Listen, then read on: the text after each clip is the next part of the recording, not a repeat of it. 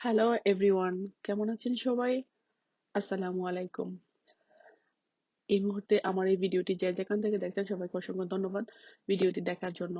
আজকে আমার গার্ডেন থেকে আমাদের দেশি টমেটো গুলো হারভেস্ট করব। দেখতে পাচ্ছেন এখানে অনেকগুলো টমেটো কাঁচা আছে, অনেকগুলো পাকা। সো কাঁচা এবং পাকা দুটা মিলেই আমি হারভেস্ট করে নিচ্ছি। আর আমাদের বাংলাদেশি টমেটো গুলো একটু সময় লাগে, দেরিতে পাকে। আমি এই টমেটো গুলো আমার গার্ডেনে 3 বছর, হ্যাঁ এই বছর নিয়ে 3 বছর লাগিয়েছিলাম। সো প্রতিবারই দেখা গেছে যে একটু সময় লাগে পাকতে। তো এই বছর যখন আমরা গার্ডেনিং করেছিলাম তখন দেখা গেছিল যে অগস্টে জুলাইয়ে মানে রোদ বেশি ছিল না।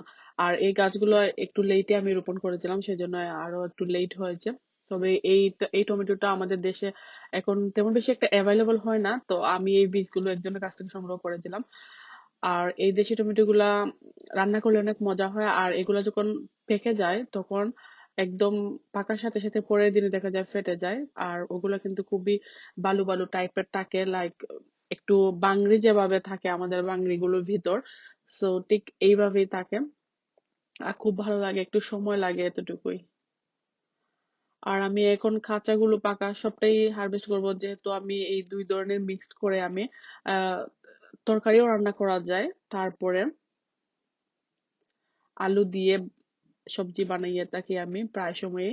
তো গার্ডেনের টমেটো দিয়ে আলু দিয়ে যখন আমি ভাজি বানাই তখন দেখা যায় আমরা রুটি কিংবা পরোটা অথবা ভাতের সাথেও খাওয়া যায়।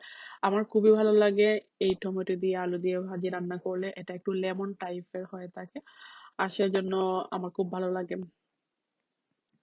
আমি আমার যখনই মন চায় তখনই আমি গার্ডেন থেকে টমেটো গুলো নিয়ে আসি। আর এখানে আমি এবছর একটু কম হয়েছে টমেটো গুলো, তারপরও যদি সবগুলো পাকতো তাহলে দেখা যেত অনেক বড় বড় মানে কারি হতো। আর যখনই আমার প্রয়োজন লাগে তখন আমি গার্ডেন থেকে ফ্রেশ ভেজিটেবল গুলো নিয়ে আসি, আমি রান্না করি।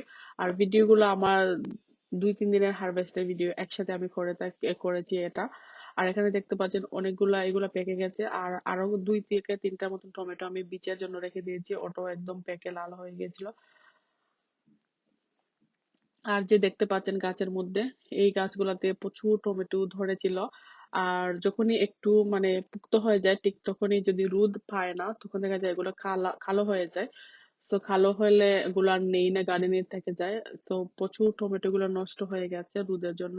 আর যখন রোদ আসে তখনই মাঝে মাঝে কয়েকটা পেকে গিয়েছিল। আর এই টমেটো গাছগুলো বিশাল বড় হয়ে থাকে, বিশাল বড় বলতে মানে অনেক জায়গা জুড়ে, মানে ওগুলা ডালপালা ছেড়ে অনেক বড় হয় এই টমেটো গাছগুলো। দেখতে পাচ্ছেন এখানে আমি স্টিক দিয়ে দিয়েছি। স্টিকের মধ্যে আমি প্রতিটা ডালে ডালে আমি আহ প্লাস্টিকের ব্যাগ গুলো দিয়ে আমি বেঁধে দিয়েছিলাম। দেখা যায় যে টমেটো গাছের ডালগুলো কিন্তু খুব নরম থাকে, ওগুলা খুব তাড়াতাড়ি যখন টমেটো বেশি ধরে গাছের ডালগুলা ভেঙে পড়ে যায়, সেজন্য আমি স্টিক দিয়েছি।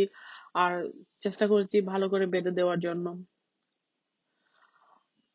আর এই যে একটা গাছের মধ্যে অনেকগুলো টমেটো ধরেছে, আর গাছের ডালগুলো মানে এত ভেঙে পড়ে যাচ্ছিল, প্রচুর টমেটো ধরেছে গাছের মধ্যে। আর এই যে গাছটা দেখতে পাচ্ছেন এটা হঠাৎ করে বৃষ্টি আসার পরে দেখি এটা ফ্লোরে পড়ে গেছে। তবে টমেটো গুলা দেখতে পাচ্ছেন, দেখা যাচ্ছে ওগুলা নিচে ছিল। তো কিছু টমেটো আমি এখান থেকে পেরেছিলাম, আর কিছু গাছের মধ্যে রয়ে গিয়েছিল। সো নেক্সট ইয়ার দেখা যাবে যে টমেটো গুলো নিচে পড়ে গেছে পুক্ত পেকে, ওগুলা থেকে বীজ থেকে ছাড়া হওয়ার সম্ভাবনা আছে। দেখা যাবে যে নেক্সট ইয়ারে আমি যদি টমেটো গাছ রোপণ না করি তাহলে এই টমেটো যে পড়ে গেছে ওগুলা থেকে বীজ ওঠার সম্ভাবনা আছে বেশিরভাগ। আর এইগুলোই আমি হারভেস্ট করেছিলাম, এটা দিয়ে আমি ছোট্ট একটা টমেটো কারি রান্না করেছিলাম। কি বলবো, আসলে এত মজার হয়ে থাকে আমাদের বাংলাদেশি এই টমেটোটা দিয়ে। এটা খুবই ভালো টমেটো, এটা আপনারা যারা জানেন অবশ্যই দেখে বুঝতে পারছেন এটা আমাদের বাংলাদেশের দেশি টমেটো। আর প্রতিবার এই গাছ থেকে এনেছি। আর আমি কিনা টমেটো গুলো অ্যাড করে প্রায় সময় আমি কারি রান্না করেছি, আর বেশিরভাগ সময় আমি আসলে আলু দিয়ে ভাজিটা রান্না করেছিলাম। লেমন টাইপের হয় বলে খুব ভালো লাগে। এই মুহূর্তে আমার এই ভিডিওটি যে যেখান থেকে দেখছেন, যদি ভালো লাগে ছোট্ট এই চ্যানেলটিকে সাবস্ক্রাইব করে পাশে থাকবেন। আর আপনাদের সাপোর্টে কিন্তু এই চ্যানেলটিকে উপরের দিকে তুলতে পারবো। যদি একটা সাবস্ক্রাইব করে পাশে থাকেন তাহলে নতুন নতুন ভিডিও গুলো যখন দিব তখন রিসিভ করতে পারবেন। আর যদি ভালো লাগে ফ্রেন্ডস এন্ড ফ্যামিলির সাথে শেয়ার করবেন। এই তো আরো টমেটো আমি যখনই হারভেস্ট করেছিলাম তখনই আমি ভিডিওগুলা করে রেখে দিয়েছিলাম। সো এই ভিডিওগুলো আমি যখন আনি তখন এর ভিডিও। তো আমি 5 থেকে 7 দিনের মতন আসলে আমি হারভেস্ট করেছি, এটা অন্য দিনের, অন্যটা অন্য দিনের। সো যখনই আনি সেগুলোর ভিডিও গুলো হচ্ছে গিয়ে এখন। তবে দেখা গেছে যে, দেখতে পাচ্ছেন প্লেট গুলো একদম ফুল ফুল করে আসলে আমি টমেটো গুলো হারভেস্ট করেছি, যখনই করেছিলাম তখনই। তবে আমার মনে হয় যে এগুলো পাকতো যদি তাহলে অনেকগুলো টমেটো হতো। মাশাল্লাহ কম হয়নি, তারপরে অনেক টমেটো হয়েছে। এখান থেকে কিছু ভাজি আর চেরি টমেটো এড করে একটা কারি রান্না করবো রুই মাছ দিয়ে, অনেক ভালো লাগে। আর কাঁচা টমেটো দিয়ে একদম কুচি কুচি করে সালাদ বানানো যায়। লাল মরিচ যে আছে না, পোড়া মরিচ মরিচ দিয়ে, তারপরে পেঁয়াজ দিয়ে, ধনিয়া পাতা দিয়ে, লবণ এড করে অনেক মজার সালাদ হয়ে থাকে কাঁচা টমেটো দিয়ে।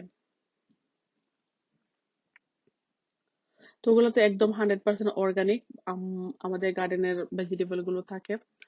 আর লাস্ট ইয়ার আমার আরো বেশি টমেটো ধরেছিল, ওই বছর আমি অনেক টমেটো কারি খেয়েছিলাম। সো লাস্ট ইয়ার আমার টমেটো গুলো মানে সবগুলো পেকেছিল, একটাও মানে কাঁচা ছিল না। সো দিস ইয়ারে শুধু কাঁচা রয়ে গেছে প্রায় অনেকগুলো tomato. Thank you for watching my video, see my next video. সেই পর্যন্ত ভালো থাকুন, সুস্থ থাকুন।